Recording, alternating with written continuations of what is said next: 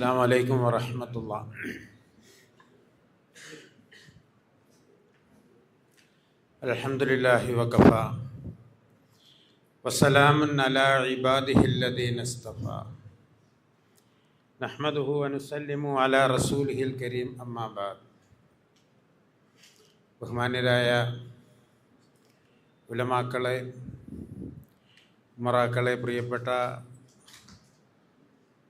സഹോദരന്മാരെ, മുത്തഅല്ലിമീങ്ങളെ, വിശിഷ്യ പരിശുദ്ധമായ ഖുർആൻ മനനം ചെയ്ത് ഹിഫ്ള് പൂർത്തീകരിച്ച് സനദ് വാങ്ങാനിരിക്കുന്ന ഹാഫിളീങ്ങൾ, ഇവിടുത്തെ ആലിം കോഴ്സ് പൂർത്തീകരിച്ച് സനദ് വാങ്ങുന്നതിന് വേണ്ടി വളരെ ആകാംക്ഷയോടെ കാത്തിരിക്കുന്ന ഉലമാക്കൾ, അള്ളാഹു നമ്മുടെ മജ്ലിസിനെ സ്വീകരിക്കുമാറാകട്ടെ. നാളെ ജന്നാത്തുൽ ഫിർദൗസിൽ അള്ളാഹു നമ്മെ ഏവരെയും ഒരുമിച്ച് കൂട്ടുമാറാകട്ടെ. വളരെ കുറഞ്ഞ സമയം മാത്രമാണുള്ളത്, അതുകൊണ്ട് ഒരാമുഖത്തിലേക്ക് ഞാൻ കടക്കുന്നില്ല. ആദരവായ റസൂലുള്ളാഹി സല്ലല്ലാഹു അലൈഹി വസല്ലമ തങ്ങൾക്ക് 50 വയസ്സായപ്പോൾ, നുബൂവത്തിൻ്റെ 10 വർഷം പൂർത്തിയായപ്പോൾ, നബി തങ്ങളുടെ ബാഹ്യമായ രക്ഷകർത്തൃത്വം ഏറ്റെടുത്ത അബൂ താലിബിന് രോഗം ബാധിച്ചു. മക്കയിലുള്ള ഖുറൈശി പ്രമുഖരൊക്കെ ഒരുമിച്ചുകൂടി അബൂ താലിബിൻ്റെ വീട്ടിലേക്ക് അദ്ദേഹത്തിൻ്റെ സന്ദർശിക്കാൻ വേണ്ടി പുറപ്പെട്ടു. അവിടെ എത്തിയപ്പം അബൂ താലിബിനോട് പറഞ്ഞു, അങ്ങ് ഞങ്ങളുടെ നേതാവാണ്, 2 കാര്യത്തിന് വേണ്ടിയാണ് ഞങ്ങളിപ്പോൾ ഇവിടെ വന്നിരിക്കുന്നത്.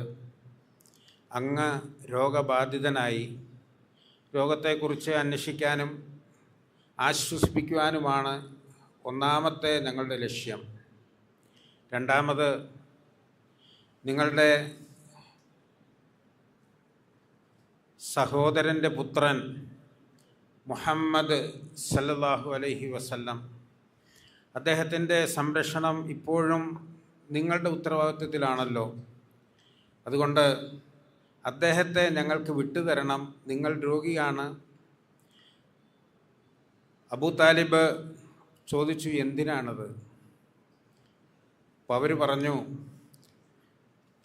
ഒരു പുതിയ മതവുമായി നമ്മളൊക്കെ ആരാധിച്ചുകൊണ്ടിരുന്ന, കാർന്നോന്മാരൊക്കെ ആരാധിച്ചുകൊണ്ടിരുന്ന ലാത്തയും ഉസ്സയും മനാത്തയും യഊക്കും യഊസും വദ്ദും സുവാവും ഒക്കെ, അതിനെല്ലാം തള്ളിക്കളഞ്ഞുകൊണ്ട് ഒരു പുതിയ മതവുമായി ഒരൊറ്റ ദൈവത്തെ ആരാധിക്കണം എന്ന് പറഞ്ഞുകൊണ്ട് രംഗപ്രവേശനം ചെയ്തു. കുടുംബത്തിലാകെ പ്രശ്നമാണ്, നാട്ടിലാകെ ബഹളമാണ്. അതുകൊണ്ട് അദ്ദേഹത്തിനെ വിട്ടുതരണം. അതിന് പകരമായി 200 ഒട്ടകം സമ്മാനമായി ഞങ്ങൾ താങ്കൾക്ക് വാഗ്ദാനം ചെയ്യുകയാണ്. മാത്രമല്ല, സുന്ദരനായ ഒരു ചെറുപ്പക്കാരനെ മുഹമ്മദിന് പകരം വളർത്തുവാൻ ഞങ്ങൾ നിങ്ങൾക്ക് നൽകാനും തീരുമാനിച്ചുറപ്പിച്ചുകൊണ്ടാണ് വന്നത്.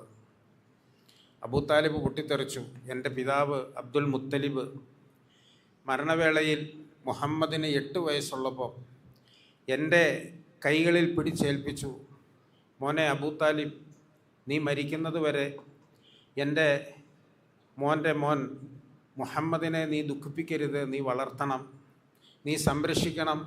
ആ ഉത്തരവാദിത്വം നിന്നെ ഞാൻ ഏൽപ്പിക്കുകയാണ്. അതുകൊണ്ട് തന്നെ ഞാൻ മരിക്കുന്നത് വരെ ആ ഉത്തരവാദിത്വം ഞാൻ തന്നെ നിർവഹിക്കും.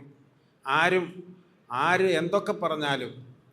ഈ സന്ദർഭത്തിൽ അവരുടെ ഭാഷ മാറി മറ്റൊന്നായി. അവർ പറഞ്ഞു, എന്നാലൊരു കാര്യം ചെയ്യൻ, നിങ്ങളുടെ സഹോദരപുത്രനല്ലേ മുഹമ്മദ് സല്ലല്ലാഹു അലൈഹി വസല്ലം, അദ്ദേഹത്തിന് ഈ മക്കയുടെ രാജാവായി ഞങ്ങൾ വാഴിക്കാം, സമ്പത്തിൻ്റെ കൂമ്പാരം നൽകാം, ഈ ഹിജാസിലെ ഏറ്റവും സുന്ദരികളായ സ്ത്രീകളെ കല്യാണം കഴിച്ചു കൊടുക്കാം. അങ്ങനെ, പക്ഷേ ഒരൊറ്റ കണ്ടീഷൻ, അദ്ദേഹം ഇപ്പം ഈ പരിചയപ്പെടുത്തി മുന്നോട്ട് വന്ന ഈ ഏക ദൈവത്തിലുള്ള വിശ്വാസം ആ പ്രബോധനം അത് വിട്ടാൽ മാത്രം മതി. അബൂ താലിബിന് സന്തോഷമായി. കാരണം എൻ്റെ മോന് ദുനിയാവിൽ വെച്ച് കിട്ടുന്ന ഏറ്റവും വലിയ സൗഭാഗ്യമല്ലേ ഇത്. രാജാവാകുക, സമ്പത്തിൻ്റെ കൂമ്പാരം ലഭിക്കുക, ഇഷ്ടപ്പെട്ട പെണ്ണിനെ കല്യാണം കഴിക്കുക, ഇതിനേക്കാൾ അപ്പുറം എന്ത് കിട്ടാനാ? അബൂ താലിബ് ഒരാളെ അയച്ചു നബി തങ്ങളുടെ അടുത്തേക്ക്. മഹാനായ അഷ്റഫുൽ ഖൽഖ് സല്ലല്ലാഹു അലൈഹി വസല്ലം അവിടെ എത്തുമ്പം പതിവില്ലാതെ ഖുറൈശി നേതാക്കളെല്ലാം ഇങ്ങനെ ചുറ്റിക്കൂടി നിൽക്കുക. എന്തോ ഒരു പന്തികേട് തോന്നി. അബൂ താലിബ് ചോദിച്ചു, ഈ നിൽക്കുന്നവരെയൊക്കെ അറിയാവോ? ഈ വന്നിരിക്കുന്നവരൊക്കെ അറിയാമോ മോനെ? അറിയാം, എനിക്കറിയാം. അബൂജാഹിലും അബൂ സുഫിയാനും അതുപോലെ പ്രമുഖരായ ഹിജാസിലെ നേതാക്കന്മാരാണ്. മോനെ, ഇവരെ ഹിജാസ് അംഗീകരിക്കുന്നു, ലോകം അംഗീകരിക്കുന്നവരാണ്. അതുകൊണ്ട് മോന് വലിയൊരു ഓഫറുമായിട്ടാണ് അവർ വന്നിരിക്കുന്നത്. അത് മോൻ സ്വീകരിക്കണം. എന്താണത്? നീ ഇപ്പം പരിചയപ്പെടുത്തിയ ആ ദീനിൽ നിന്നും നീ വിട്ടുവന്നാൽ നിന്നെ ഈ ഹിജാസിൻ്റെ രാജാവാക്കാം, നിനക്ക് സമ്പത്തിൻ്റെ കൂമ്പാരം നൽകാം, എത്ര പണം വേണമെങ്കിലും മോനെ നിനക്ക് കിട്ടും, നിനക്ക് നീ കൊതിക്കുന്ന പെണ്ണിനെ കല്യാണം കഴിച്ചു തരാം. അതുകൊണ്ട് നീ അതിൽ നിന്ന് വിട്ടുവരണം മോനെ. മഹാനായ റസൂലുള്ളാഹി സ്വല്ലല്ലാഹു അലൈഹി വസല്ലം പറഞ്ഞൊരു വാക്കുണ്ട്, ലൗ ഉളിഅത്തി ശംസു ഫീ യമീനി വൽ ഖമറു ഫീ യസാരി. എൻ്റെ വലത് കൈയിൽ സൂര്യനും ഇടത് കൈയിൽ ചന്ദ്രനും നൽകപ്പെട്ടാലും, അഥവാ സൂര്യനും ചന്ദ്രനും ഉദിക്കുന്ന ഈ പ്രപഞ്ചത്തിൻ്റെ മുഴുവൻ അധികാരം എൻ്റെ ഉള്ളം കൈയിൽ വെച്ച് തന്നാലും മാത്രത്തു ഹാദല്ലം, ഞാനിത് വിടുകയില്ല, ഞാനിത് ഉപേക്ഷിക്കാൻ തയ്യാറല്ല. എന്നാൽ മോനെ, മോൻ്റെ ഇഷ്ടം, പക്ഷേ നിൻ്റെ സംരക്ഷണ ഉത്തരവാദിത്വത്തിൽ നിന്ന് ഞാൻ ഒഴിവാകുകയാണ്. മഹാന റസൂലുള്ളാഹി സ്വല്ലല്ലാഹു അലൈഹി വസല്ലം അത് കേട്ടപ്പം കുറച്ച് ദുഃഖം തോന്നി. കരഞ്ഞുകൊണ്ട് കണ്ണുനീർ വാർത്തുകൊണ്ട് ഇറങ്ങിപ്പോയി. പക്ഷേ അബൂ താലിബിന് സഹിക്കാൻ കഴിഞ്ഞില്ല. എൻ്റെ വാപ്പ മരിക്കുന്ന സമയത്ത് എന്നെ ഏൽപ്പിച്ചു, ഈ മോൻ്റെ കണ്ണുനീര്, ഈ മോൻ്റെ ദുഃഖം ഒരിക്കലും നീ കാണാൻ ഇടവരരുത് എന്നോട് പറഞ്ഞല്ലോ. അബൂ താലിബ് പോയ വഴിക്ക് വീണ്ടും നബി തങ്ങളെ വിളിച്ചു, മുഹമ്മദേ മോനെ ഇങ്ങോട്ട് വാ, നീ കരയല്ലേ, അത് കാണാൻ എനിക്ക് കരുത്തില്ല.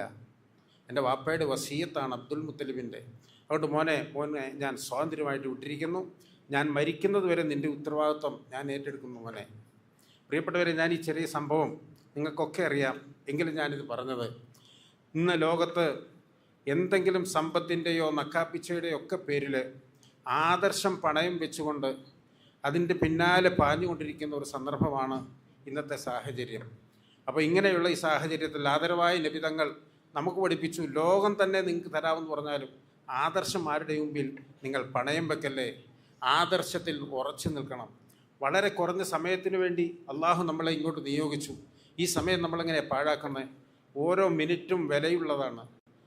ഈ പരിശുദ്ധമായ സ്വർഗം, മഹാനായ നബി തങ്ങൾ പറഞ്ഞു, പരിശുദ്ധമായ സ്വർഗം, അതിലെ ഭൂമി തരിശുഭൂമിയാണ്, അതിനെ നിങ്ങൾ ഫലഭൂയിഷ്ടമാക്കണം.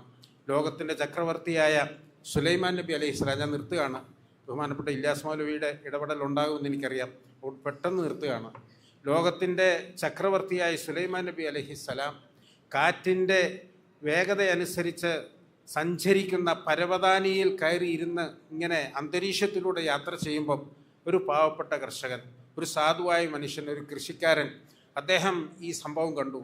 അദ്ദേഹം ഉറക്കെ വിളിച്ചു പറഞ്ഞു, സുബ്ഹാനല്ലാഹ്, ഇതെന്താണ് ഞാൻ ഈ കാണുന്നത്? സുലൈമാൻ നബി അലൈഹിസ്സലാം അത് കേട്ടുകൊണ്ട് സുലൈമാൻ നബി അലൈഹിസ്സലാം തൻ്റെ പരവതാനി ഇറക്കി. അദ്ദേഹം അതിൽ നിന്നിറങ്ങി കർഷകനോട് ചോദിച്ചു, മോനെ, സഹോദര, നീ പറഞ്ഞ ഈ സുബ്ഹാനല്ലാഹ് ഉണ്ടല്ലോ, അതിൻ്റെ വില നിനക്കറിയാമോ? നീ എൻ്റെ ഈ സംഭവം കണ്ടുകൊണ്ട് ഞാൻ പറന്നു പോകുന്നു, നടക്കുന്നു, പരവതാനിയിൽ ഇരുന്ന് ഇങ്ങനെ സഞ്ചരിക്കുന്നത് കണ്ട് നീ അത്ഭുതപ്പെടുകയല്ലേ? ഇതൊക്കെ നശിക്കാനുള്ളതാണ് മോനെ. നീ പറഞ്ഞ സുബ്ഹാനല്ലാഹ് ഉണ്ടല്ലോ, അത് 10 മടങ്ങ് അത് വർദ്ധിപ്പിച്ച് നാളെ ആഖിറത്തിൽ ഇത്രയോ ഉയർന്ന പ്രതിഫലം കിട്ടും, അത് തീരാനുള്ളതല്ല. അതുകൊണ്ട് സുബ്ഹാനല്ലാഹയുടെ വിലയൊന്നും എൻ്റെ ഈ യാത്രയ്ക്ക് നീ കൽപ്പിക്കേണ്ട മോനെ. പ്രിയപ്പെട്ട ഇബ്രാഹിം നബി അലൈഹിസ്സലാം മഹാനായ നബി തങ്ങളോട് മേറാജിൻ്റെ രാത്രിയിൽ പറഞ്ഞ ഒരൊറ്റ വാക്ക് എന്താണത്? മഹാനായ ഇബ്രാഹിം നബി അലൈഹി സ്വലാം പറഞ്ഞു, നബി സല്ലല്ലാഹു അലൈഹി വസല്ലമയോട്, ഉമ്മത്തികളോട് പറയണം, നമ്മളോട് പറയണം, ഇബ്രാഹിം നബിയുടെ വസിയത്താണ്, സ്വർഗത്തിലെ ഭൂമി അത് തരിശാണ്, അത് നിങ്ങൾ ഫലഭൂയിഷ്ടമാക്കണം, അതിലുള്ളത് സുബ്ഹാനല്ലാഹ്, അൽഹംദുലില്ലാഹ്, ദിക്റുകളും നന്മകളുമാണ്. അതുകൊണ്ട് നിങ്ങൾ സമയം വേസ്റ്റാക്കാനുള്ളതല്ല, ആവശ്യമില്ലാത്ത കാര്യത്തിൽ സമയം കളഞ്ഞ് ആഖിറം പാഴാക്കല്ലേ. തർക്കുമാലായി അനി എന്നുള്ളതാണ് എൻ്റെ വിഷയം. അള്ളാഹു താല ആവശ്യമുള്ള കാര്യങ്ങൾ മാത്രം ഇടപെട്ടുകൊണ്ട് മുന്നേറാൻ അള്ളാഹു നമുക്കൊക്കെ തൗഫീഖ് ചെയ്യുമാറാകട്ടെ. ബഹുമാന്യരായ ഹാഫിളീങ്ങളും ആലിമീങ്ങളും, നിങ്ങൾ ഈ ഉലകത്തിലെ രാജാക്കന്മാരാണ്. കാരണം മഹാനായ നബിതങ്ങൾ പറഞ്ഞു, ഏറ്റവും വലിയ സൗഭാഗ്യം ഫമൻ അഖദഹു അഖദ ബിഹല്ലിൻ വാഫിർ, ഖുർആൻ നെഞ്ചിലേറ്റിയവർ, അതനുസരിച്ച് നിലകൊള്ളുന്നവർ, അവരാണ് ഈ ഭൂമിയിലെ ഏറ്റവും വലിയ സൗഭാഗ്യവാന്മാർ എന്ന് പറഞ്ഞു. അള്ളാഹു നമ്മളെയൊക്കെ ആ ഗണത്തിൽ ഉൾപ്പെടുത്തി അനുഗ്രഹിക്കുമാറാകട്ടെ. അള്ളാഹു നമ്മുടെ ഈ മജ്‌ലിസിനെ സ്വീകരിക്കുമാറാകട്ടെ. വാഹിറു ദുആഇ അൽഹംദുലില്ലാഹി റബ്ബിൽ ആലമീൻ. അസ്സലാമു അലൈക്കും.